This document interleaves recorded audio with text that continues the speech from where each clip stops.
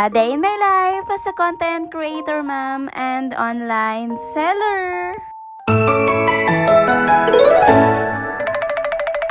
Hi guys, back again for another mini vlog. Eto nga yung ganap ng buhay ko nung araw nga ng Martes. By the way, fast forward na natin yan. At eto nga, bali nasa school nga ako ni Baby Quincy. Dahil nga back to school na nga sila after nga ng ilang linggong assessment nga. At habang nag-aantay nga ako kay Baby Quincy na mag-recess sila at mag-uwian, nag-aantay lang din naman ako sa labas ng room nila. Tapos dun sa hagdan ng Barangay San Juan. Bali nga bumaba nga ng hagdan yung isang staff nga ng barangay dito sa San Juan. At nagpapatulong nga siya magtali nga at gumawa ng yelo. At dahil nga medyo nahihirapan nga siya since mild stroke nga yung kanang kamay niya. Dahil marunong naman gumawa ng yelo ang person, kaya ito bali nagpresenta talaga yan siya.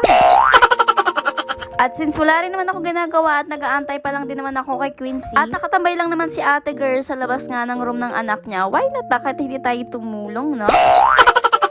Nakadalawang balik nga siya sa akin para nga magbuhol lang ng yelo. At medyo hirap nga siya maglakad since na mild stroke na nga siya. Kaya naman sabi ko, kung bet niyo pa pong magpagawa, sige lang po since wala lang naman akong ginagawa. Kaya nga ito, bali pinataas niya na nga rin ako sa second floor para nga magpatulong nga gumawa ng yelo. Gusto nga daw niya kasi talagang gumawa ng yelo para nga daw hindi na nga bumibili yung mga tanod dito pag gabi ng yelo. O diba, nakatulong pa rin tayo kahit papaano. Ang kulit yan ni ate dahil talagang makwento nga siya at ang dami pa nga namin na pagkwentuhan habang gumagawa nga ako ng yelo. Kung hindi talaga nga ako sinundo ni Baby Quincy sa second floor, parang hindi pa matatapos nga yung kwentuhan namin.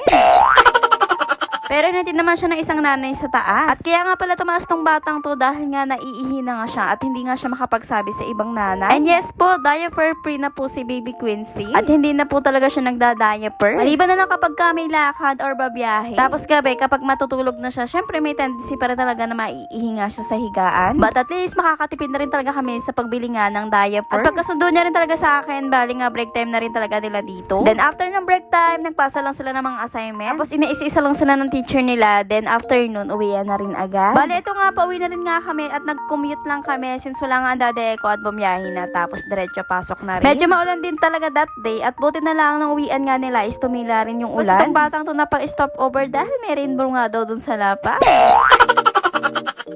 Hindi yan rainbow, hindi yan rainbow. Ano ka dyan? Tara na. Oo, rainbow sa floor. Tara na.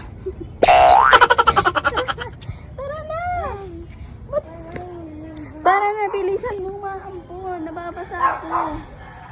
Uy. Diyos ko, ayaw na nga umalis ni Baby Quincy doon sa kinatatayuan niya dahil meron nga daw rainbow. Uy. Nakakaloka nga yung bata na yun dahil nga tanong ng tanong kung rainbow nga ba yun. Sabi ko nga, oo, para lang makaalis nga kami doon sa kinatatayuan niya.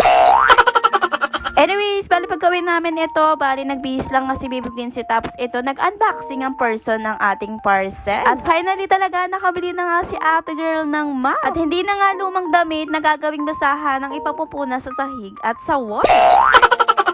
At kung napanood nyo lang talaga yung mga previous vlog ko, makikita nyo doon na gamit ko lang talagang pamunas is basahan. Or yung mga lumang damit nga na hindi ko na talaga ginagamit. Sorry naman at ngayon lang talaga nakabili si ate girl. Na isa-isa lang din talaga muna naman yung pagbili nga ng gamit ni Daddy Eco. Ganitong map na talaga yung pinili ko. 2-in-1 na siya. Pwedeng sa wall at pwede sa floor. Kailangan talaga nito, hindi nga siya takaw space. Dahil hindi na rin talaga kailangan nitong map na to ng spinner or balde. Dahil meron na nga siyang lagayan dito ng tubig or downy na may tubig. Tapos ang gagawin mo is papump mo lang siya, tapos may lalabas nga doon sa baba na tubig. Tapos pagka-pump mo talaga ng tubig, pwede mo na nga siyang ima. O diba, at ganun lang talaga siya kadaling gamitin. Dahil nga marumi na rin at marami na rin alikabok nga yung wall namin, kaya heto, bali ito nga yung inuna kong linisan. Nahihirapan din talaga kasi ako maglinis nga sa wall namin, lalo na yung matataas na part. Since wala nga ako mataas na bangko at wala rin talaga kaming hagdan. At wala rin talaga akong panlinis nga o pangpunas nga dito sa wall namin, maliban na lang sa basahan. At kapag nga naglilinis nga ako gamit yung basahan, is yung abot ko lang talaga yung nalilinisan ko. Dahil alam nyo na yan na hindi naman tayo masyadong biniyayaan nga ng katangkaran.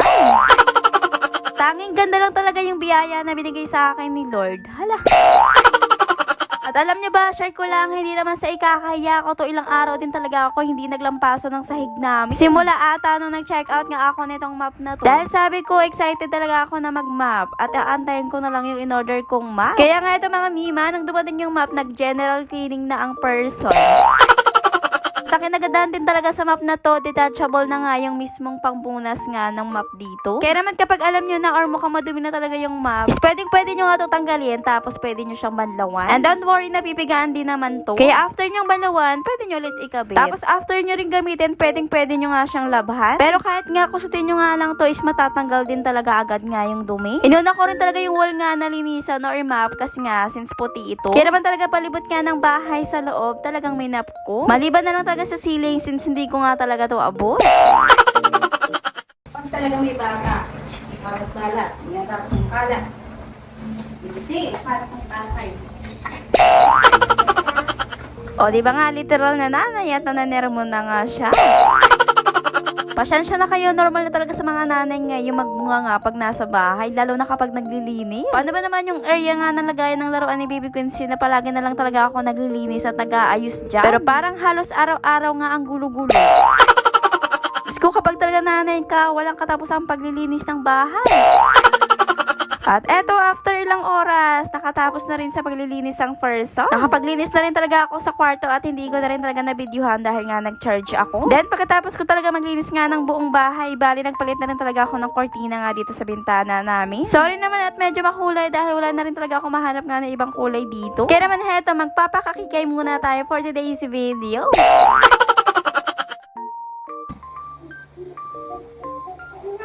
Hoy, kakalinis ko lang pa nga. Kaya kaya naman sa laruan mo, magkakalat ka na naman. Oo, talagang kamot ka malala dito sa batang ito. Mga mima, hindi pa talaga ako nakakaupo para magpahinga. Bali, ito, magkakalat na naman siya. Anyways, bali pagkatapos ko talaga maglinis, bali nagluto nga lang ako ng fried rice. Bali nagsagag lang ako ng kanin, tapos nalagyan ko lang siya ng itlog. Tapos nabayan ko na rin talaga siya ng kape. Dahil nakakagutom din talaga maglinis nga ng buong bahay, no?